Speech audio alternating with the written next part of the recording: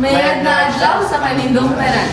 Bago kita riman ang bagatan, ako si Mian Cinco.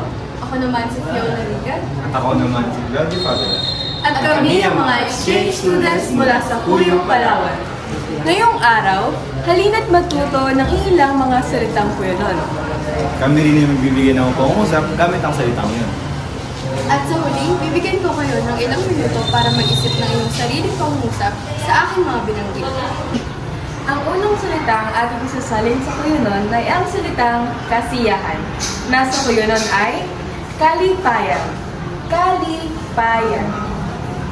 Paano nga ba natin gamitin na maayos ang salitang kalipayan sa pang-araw-araw na pakikipagkomunikasyon?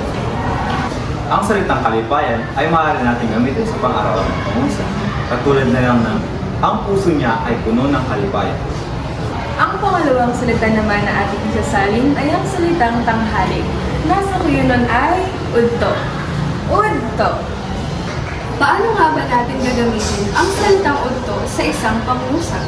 Ang salitang udto naman ay maaari natin itong gamitin sa pangungusap. Katulad ng, umangon ka na, udto na. At ang huling salita naman na ating isasalin ngayong araw ay ang salitang kasiyahan.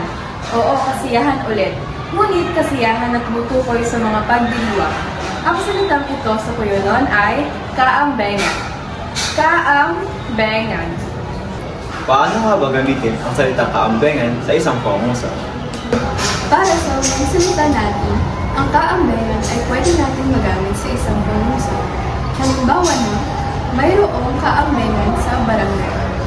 At ayun na nga ang mga salitang Puyonon na inyong pag-aaralan sa araw na ito. Sana naman ay mayroon tinutunan sa aming vlog na yun. Abangan pa ang mga susunod nating vlogs kung saan tayo ay muling masasalin ng mga salitang Puyonon. Hanggang sa muli! Bye-bye!